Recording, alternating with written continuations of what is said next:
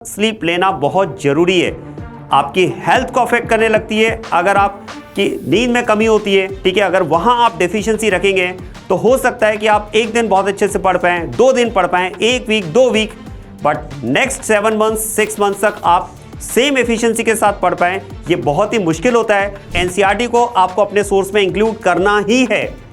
और ये नहीं सर कौन से सब्जेक्ट की, क्या बायोलॉजी के एनसीईआरटी पढ़ना सफिशिएंट है, केमिस्ट्री फिजिक्स की हम ना पढ़ें, क्लास नोट्स में से क्या वो कवर नहीं हो पाएगा। हमें नीट 25 को क्रैक करने के लिए इंपॉर्टेंट है। अभी हम अपने आप को उस बाउंड्री के अंदर एक तरह से कन्फाइन कर लें, हमें उस बाउंड्री से बियॉन्ड जाने की जरूरत नहीं है। ये बहुत सारे स्टूडेंट का कहना होता है कि सर मैं 7 आवर्स स्टडी करता हूं बट स्टिल मेरे नंबर वो नहीं आ पाते हैं, मेरा स्कोर कई बार लो रह जाता है, जो मैं एक्सपेक्ट करता हूं वो मैं अचीव नहीं कर पाता हूं टारगेट।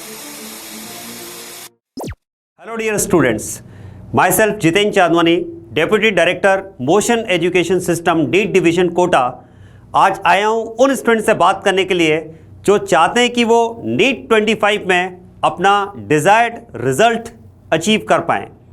जो रिजल्ट आप डिज़र्व करते हैं और जो रिजल्ट आप डिज़ायर करते हैं वो आपको मिल पाए, आप अपने ड्रीम कॉलेज तक पहुंच पाएँ।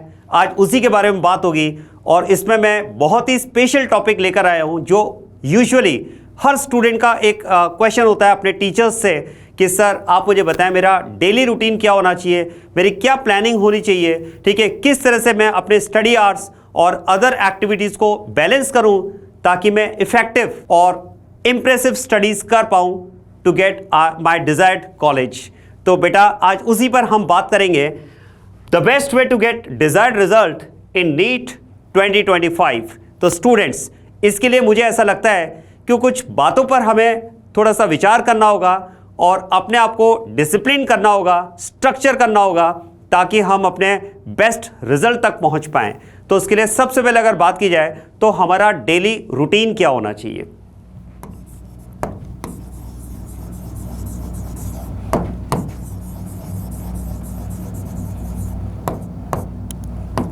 डेली रूटीन हमारा क्या होना चाहिए, हमारे जो 24 आवर्स होते हैं एक दिन के, वो किस तरह से डिवाइडेड होने चाहिए ताकि हम अपनी स्टडीज़ में और अपने डेली लाइफ को प्रॉपर बैलेंस करके आगे बढ़ पाए। स्टूडेंट्स, 24 आवर्स का जो आपका पूरा एक दिन का साइकिल है, उन 24 आवर्स के साइकिल को आप कुछ इस तरह से डिवाइड कर सकते हैं।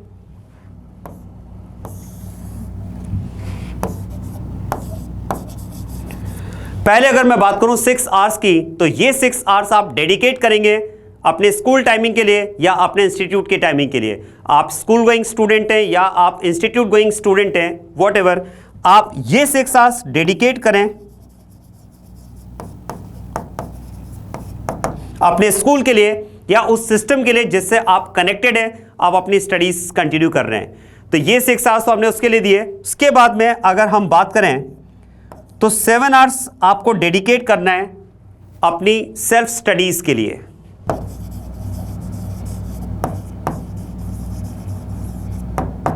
उसके बाद में अगर हम बात करें तो 4 आवर्स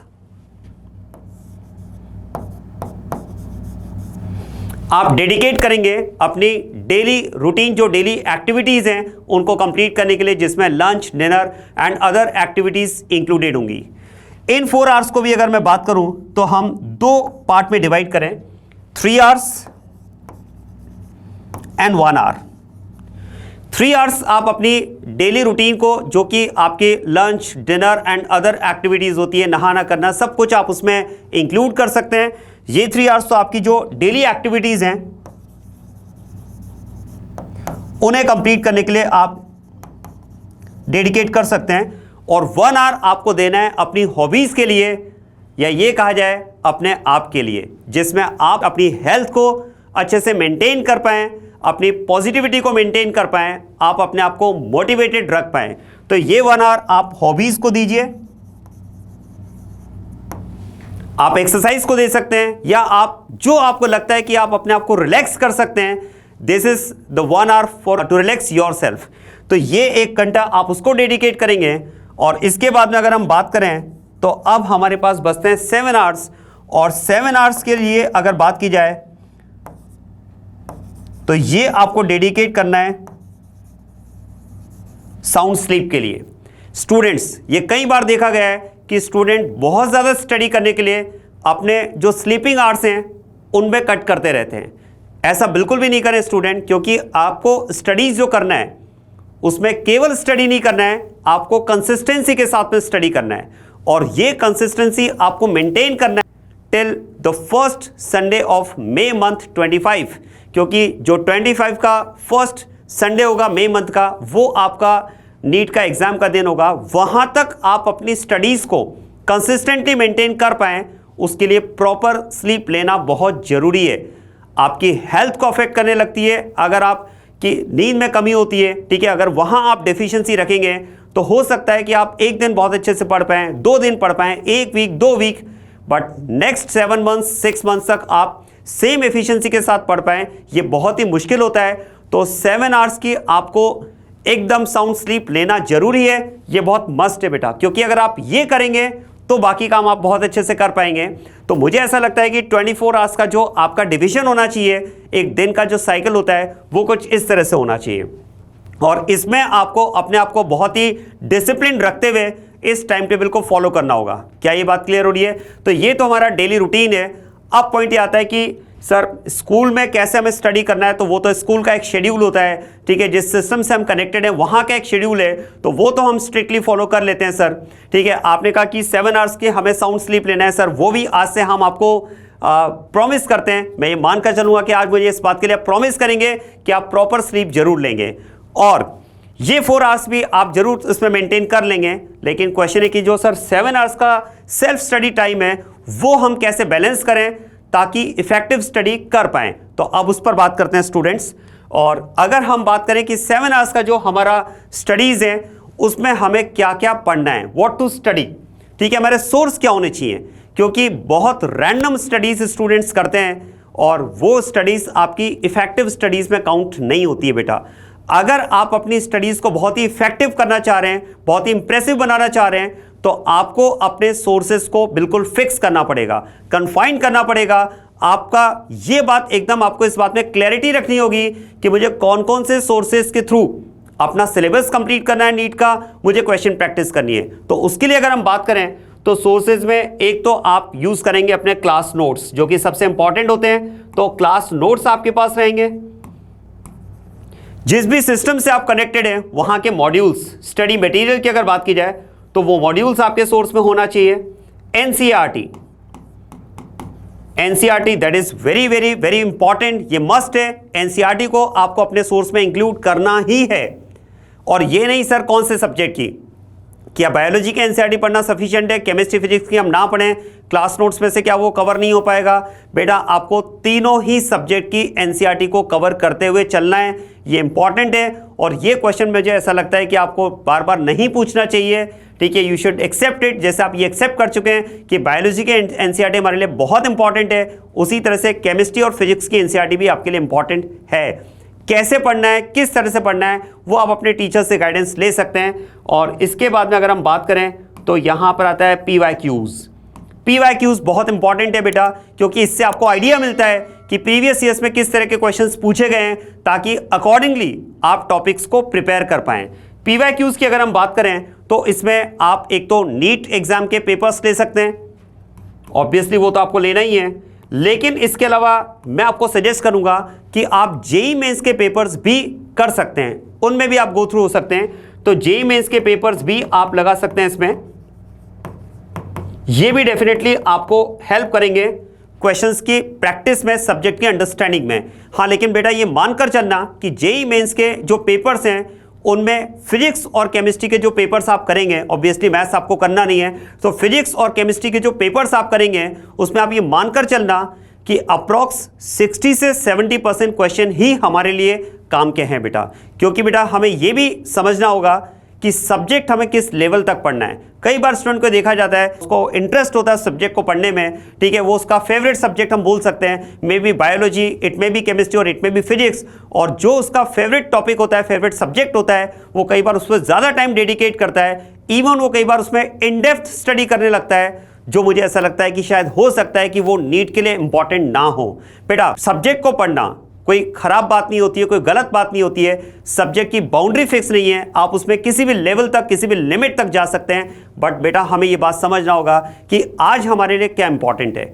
ठीक है, अगर आपका कोई सब्जेक्ट आपका फेवरेट सब्जेक्ट है, मे बी केमिस्ट्री, बायोलॉजी और फिजिक्स, कोई बात नहीं, आप एक बार नीट क्रैक कर लें, उसके बाद में उस सब्जेक्ट को आप पढ़ते रहिए, कोई आपको मना नहीं कर रहा है। लेकिन आज हमें उस सब्जेक्ट की बाउंड्री बनानी पड़ेगी बेटा, वो एक बाउंड्री हमें रखनी पड़ेगी जो हमें नीट 25 को क्रैक करने के लिए इंपॉर्टेंट है।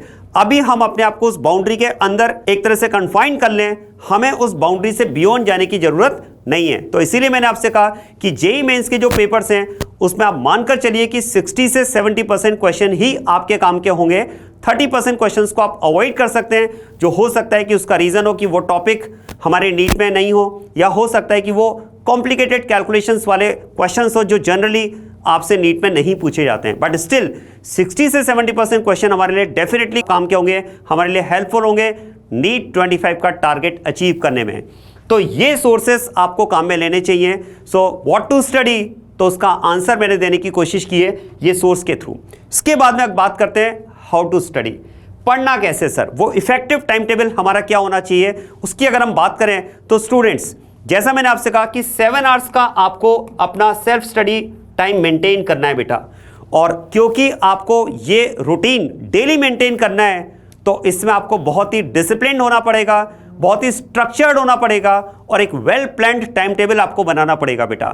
और उस टाइम टेबल में ये बात, कुछ इंपॉर्टेंट जो बातें आपको माइंड में रखनी है बेटा, क्योंकि 7 आवर्स का स्टडीज तो कई बार स्टूडेंट कर लेते हैं।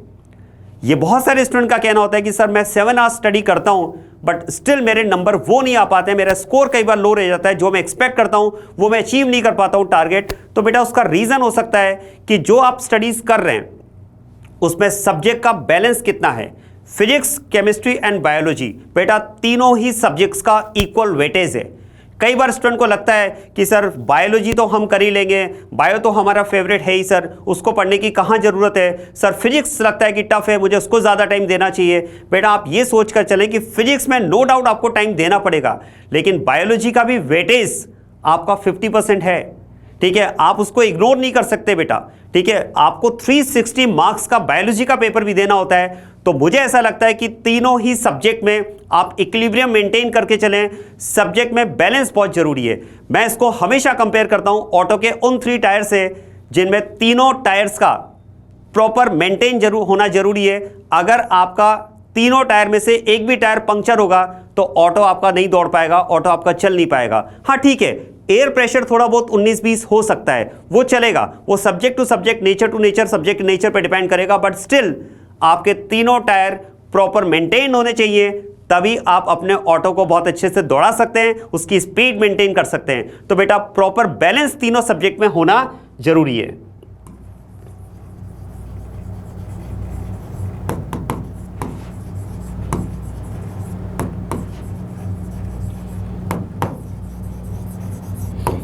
ये बहुत इंपॉर्टेंट है बेटा। कई बार ये देखा जाता है कि स्टूडेंट बायोलॉजी ही पूरे दिन पढ़ता रहता है, या फिजिक्स उसका कोई थ्रेट है तो वो मैक्सिमम टाइम अपना फिजिक्स को डेडिकेट कर देता है, और केमिस्ट्री और बायोलॉजी को कहीं पीछे छूट जाते हैं, और उसकी वजह से फिर ये पता चलता है कि फिजिक्स को भी बहुत अच्छा नहीं कर पाए, और केमिस्ट्री और बायोलॉजी जो लगता था कि हमारी ग्रिप में है उसमें भी मार्क्स लो रह गए। तो बेटा आप तीनों ही सब्जेक्ट को इक्वल वेटेज देते हुए पढ़िए, उसमें बैलेंस मेंटेन करके चलिए। उसके बाद में इंपॉर्टेंट आता है थ्योरी एंड क्वेश्चन प्रैक्टिस। ये बहुत जरूरी है बेटा। कई बार ये देखा गया है कि स्टूडेंट अपनी स्टडीज में इसको भी बहुत इम्बैलेंस रखते हैं। स्टूडेंट्स को बार बार कहा जाता है कि आपको क्वेश्चन प्रैक्टिस करना चाहिए, कई बार स्टूडेंट उसको कुछ इस तरह से ले लेता है कि शायद सर लोगों का कहना है कि मुझे केवल क्वेश्चन प्रैक्टिस ही करना है। तो ऐसा नहीं है, आपको क्वेश्चन प्रैक्टिस और थ्योरी दोनों में बैलेंस करके चलना है, इक्वल वेटेज के साथ में दोनों को लेकर चलना है बेटा। क्योंकि अगर आपकी थ्योरी प्रॉपर तरीके से तैयार नहीं होगी तो आप क्वेश्चंस नहीं कर पाएंगे, फिर क्वेश्चन में आपका टाइम ज़्यादा स्पेंड होगा, आपका टाइम वहां पर ज़्यादा वेस्ट होगा। जितना डेली हमें सब्जेक्ट को कवर करना होता है वो हम कवर नहीं कर पाएंगे। तो इसके लिए थ्योरी तैयार होना बहुत जरूरी है। केवल थ्योरी पढ़ के आप सोचेंगे कि हम पेपर में अच्छा परफॉर्म कर पाएं, ऐसा भी पॉसिबल नहीं है बेटा। कार को कैसे चलाया जाता है आप उसको बुक से पढ़ करके समझ सकते हैं कि ठीक है कार को इस तरह से चलाया जाता है, लेकिन अगर आपने बुक में से ये पढ़ लिया कि कार को कैसे चलाया जाता है, इट डजंट मीन कि अब आप कार चलाने लायक हो चुके हैं, आप कार चला पाएंगे। नो, उसके लिए आपको स्टीयरिंग पर बैठना पड़ेगा, प्रैक्टिस करना पड़ेगा बेटा। तो बिल्कुल इसी तरह से हम नीट के इस सिलेबस को भी मान सकते हैं, फिजिक्स, केमिस्ट्री एंड बायोलॉजी को, कि केवल थ्योरी पढ़ने से हम सब्जेक्ट में परफॉर्म कर पाएंगे, ऐसा पॉसिबल नहीं है। आपको थ्योरी एंड क्वेश्चन प्रैक्टिस दोनों में प्रॉपर बैलेंस करके चलना पड़ेगा। आप इक्वल टाइम डेडिकेट कर सकते हैं अपने सेल्फ स्टडी आवर्स के, कि 50% टाइम आप थ्योरी को दीजिए और 50% टाइम आप क्वेश्चन प्रैक्टिस को दीजिए। लेकिन उससे पहले जैसे कि मैंने आपसे कहा कि फिजिक्स, केमिस्ट्री एंड बायोलॉजी, ये बेटा ऑटो के वो 3 टायर्स हैं जिनको तीनों को आपको मेंटेन करके चलना है। फिजिक्स, केमिस्ट्री एंड बायोलॉजी को आपको प्रॉपर मेंटेन करते हुए चलना है, तभी आप ओवरऑल अच्छा परफॉर्म कर पाएंगे। उसके बाद में फिर मैंने आपसे कहा क्वेश्चन प्रैक्टिस,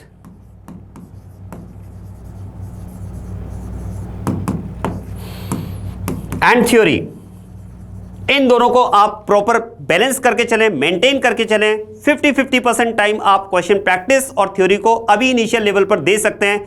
जैसे जैसे आपकी थ्योरी कंप्लीट होते जाए आगे फिर आप अपने क्वेश्चन प्रैक्टिस के आवर्स को बढ़ा सकते हैं, वो आप अपने अंडरस्टैंडिंग के अकॉर्डिंग मेंटेन करें, बैलेंस करके चलें, उसमें फ्लक्चुएशन करते रहें। लेकिन ये बहुत जरूरी है कि थ्योरी और क्वेश्चन प्रैक्टिस में आपको बैलेंस मेंटेन करना जरूरी है। उसके बाद में अगर हम बात करें तो आपको बहुत ही इफेक्टिव टाइम टेबल बनाना चाहिए डेली का, और मैं तो आपको यह भी कहूंगा कि एक वीकली अपना गोल जरूर सेट कीजिए बच्चे। डेली गोल सेट कीजिए और वीकली गोल आप सेट कीजिए कि मुझे आज कितना टॉपिक कवर करना है। वो बहुत ही स्ट्रक्चर्ड वे में आपको देखना पड़ेगा। आपको यह पता होना चाहिए कि मेरे पास नीट 25 के एग्जाम से पहले, आप उसमें अप्रैल मंथ को मत गिनिएगा बच्चा, क्योंकि अप्रैल मंथ आप मानकर चलें कि पूरा आपका रिवीजन में जाएगा, आपके मेजर टेस्ट में जाएगा। वहां पर आपको सब्जेक्ट को समझना नहीं है, वहां पर सब्जेक्ट को केवल आपको रिवाइज करना है, उसकी क्वेश्चन प्रैक्टिस करना है। तो आप मार्च तक किसी भी तरह से अपने सब्जेक्ट की अंडरस्टैंडिंग को इतना अच्छा कर लें कि अप्रैल मंथ में केवल और केवल आप टेस्ट देंगे, test analysis, test analysis, test analysis, हम इसी पर काम करेंगे। तो मार्च तक के आपके पास कितने नंबर ऑफ डेज अवेलेबल हैं, उसके अकॉर्डिंगली आपको हर दिन कितना टॉपिक कवर करना है, इतना कैलकुलेटिव आपको होना पड़ेगा। अगर आप वास्तव में अपना डिजायर्ड रिजल्ट चाहते हैं, अपना ड्रीम कॉलेज तक जाना चाहते हैं, तो उसके लिए डेली आपको कितना टॉपिक कवर करना है, यह प्लानिंग आपकी प्रॉपर होनी चाहिए। आपको वीकली कितना टॉपिक कवर करना है, यह प्लानिंग होनी चाहिए। इससे ज्यादा मैं मंथली या 2 मंथ्स या 3 मंथ्स की बात नहीं करूंगा, क्योंकि वो कई बार मेंटेन नहीं हो पाता है और फिर हम डीमोटिवेटेड फील करते हैं। लेकिन बेटा डेली आपका रूटीन ये जरूरी है, आपको ये फिक्स करना पड़ेगा कि मुझे आज तीनों सब्जेक्ट में कितना कितना टॉपिक कवर करना है, मुझे वीक में कितना कितना टॉपिक कवर करना है। Short term goals and long term goals दोनों आपके फिक्स होने चाहिए। आपको यह पता होना चाहिए कि मैंने अगर आज ये कितना कवर किया है तो अगले 6 डेज में मैं इतना टॉपिक कवर कर लूंगा, मेरा वीक का ये गोल मैंने सेट कर लिया है। एक बात जरूर ध्यान रखें बेटा, अपने गोल्स में जो वीकली गोल मैंने आपसे कहा उसमें संडे को इंक्लूड ना करें।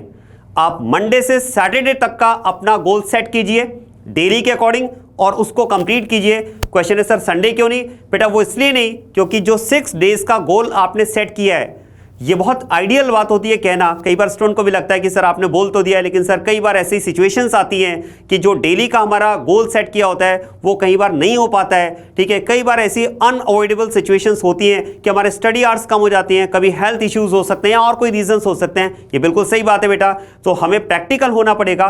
उसी बात को ध्यान में रखते हुए मैं आपसे बोल रहा हूं कि आप मंडे से सैटरडे तक का अपना गोल सेट कीजिए और संडे इस बात के लिए रखिए कि मंडे से सैटरडे में जो मैंने अपना गोल सेट किया था, अगर उसमें कहीं पर भी कमी है, मान लो वो 80% हो पाया, 90% हो पाया, तो अब मैं संडे पूरा डेडिकेट करूंगा मंडे से सैटरडे के गोल में जो मेरा बचा हुआ पार्ट है उसको कंप्लीट करने में।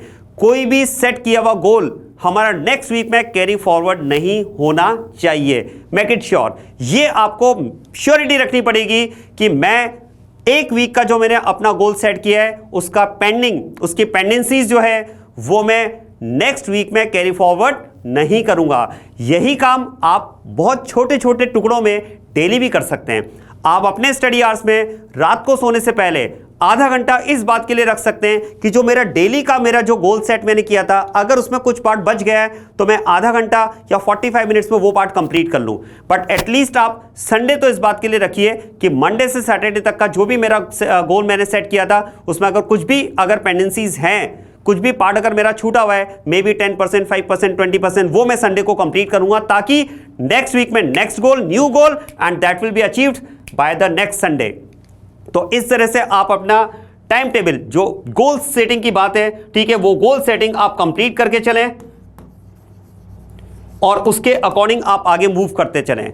उसके बाद में अगर बात की जाए तो जो 7 आवर्स का स्टडी टाइम है, कई बार स्टूडेंट्स को देखा गया है कि वो बहुत ही लंबी सेटिंग देकर के स्टडीज करते हैं। बेटा आप देखो, प्रैक्टिकल अगर हम बात करें तो आप 2 और 3 आवर्स कंटिन्यूसली नहीं पढ़ सकते हैं। बेटा कहीं ना कहीं आपका ब्रेन की जो एक्सेप्टेंस है वो कहीं ना कहीं कम होने लगती है, ठीक है, वो कहीं ना कहीं रिपेलिंग नेचर शो करने लगता है। इसलिए अपनी स्टडीज को ब्रेक्स जरूर दीजिए। बेटा यूजुअली ये देखा गया है कि 45 मिनट से 1 आवर का जो स्टडी टाइम होता है, जो एक कह सकते हैं वन शॉट जो स्टडी टाइम होता है, वो इफेक्टिव होता है। आप 45 मिनट्स टू 1 आवर आप वन शॉट स्टडी कीजिए, उसके बाद में 5 to 10 मिनट्स का एक ब्रेक लीजिए और then study, then you have to take 5 to 10 minutes break, then study.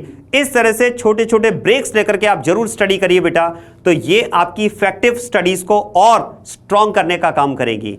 तो इस बात का ध्यान रखें, छोटे छोटे ब्रेक आपको लेना जरूरी है।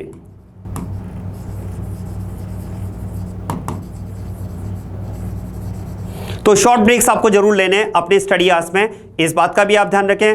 और बेटा ये जो बात हम कर रहे हैं इसमें सबसे इंपॉर्टेंट है आपका डिसिप्लिन होना, ठीक है। अगर आप डिसिप्लिन वे में तीनों सब्जेक्ट में बैलेंस मेंटेन करते हैं, अपना थ्योरी और क्वेश्चन प्रैक्टिस में बैलेंस मेंटेन करते हैं, अपने गोल सेटिंग जो आपने रखी है डेली की और वीकली, उसको अगर आप मेंटेन रखते हैं और छोटे छोटे ब्रेक्स लेकर के स्टडीज अगर आप करते हैं, तो डेफिनेटली ये आपकी स्टडीज को बहुत ही स्ट्रक्चर्ड बना देगा, बहुत ही इफेक्टिव बना देगा, बहुत ही इंप्रेसिव बना देगा, ताकि नीट 25 का जो आपने टारगेट बनाया है, जो रिजल्ट आप डिजर्व करते हैं, जो रिजल्ट आप डिजायर करते हैं, वो आप अचीव कर पाएं। तो ये आपका डेली स्टडी शेड्यूल होना चाहिए। इस तरह से आप अपने टाइम टेबल को इफेक्टिव बना सकते हैं। इसके बाद में अगर हम बात करें तो what should be my qualities to become a doctor, मुझे डॉक्टर बनना है सर, उसके लिए मुझे क्या क्वालिटीज अब अगले नेक्स्ट 6 to 7 मंथ तक मेंटेन करनी है। तो उसमें सबसे इंपॉर्टेंट है डिसिप्लिन। जैसा मैंने आपको पहले भी कहा कि आपको अपने आप को बहुत ही डिसिप्लिन करना पड़ेगा बेटा, आपको बहुत ही कैलकुलेटिव होना पड़ेगा। जैसे कई बार ये देखा जाता है बेटा, और ये मतलब मैं कह सकता हूं कि हमारे नेचर में होता है, ये रूटीन में होता है कि हम अपनी फाइनेंशियल प्लानिंग में बहुत कैलकुलेटिव होते हैं, ठीक है।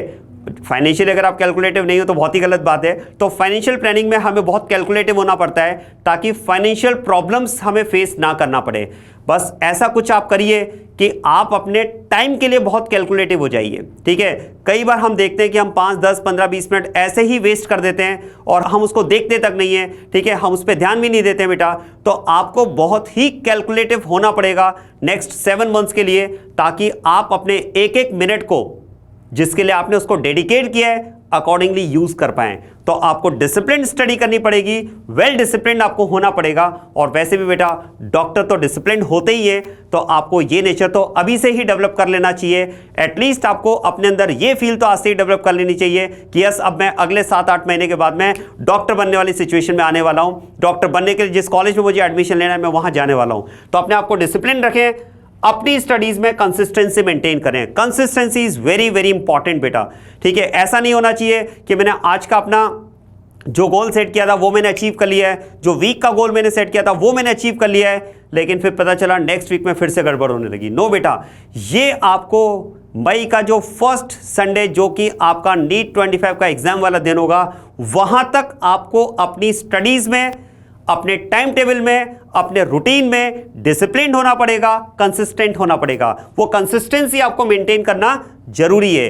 बी मोटिवेटेड, अपने आप को मोटिवेटेड रखिए बेटा, और कोशिश करिए कि आप जब अपने गोल्स को अचीव करते हैं, जब आप कोई क्वेश्चन कर लेते हैं, कोई टफ क्वेश्चन अगर आप कर लेते हैं, कोई टफ टॉपिक अगर आप कंप्लीट कर लेते हैं, तो आप अपने आप को एप्रिशिएट कीजिए। अपने आप को एप्रिशिएट करना एक बहुत ही अच्छा तरीका होता है अपने आप को मोटिवेटेड रखने का।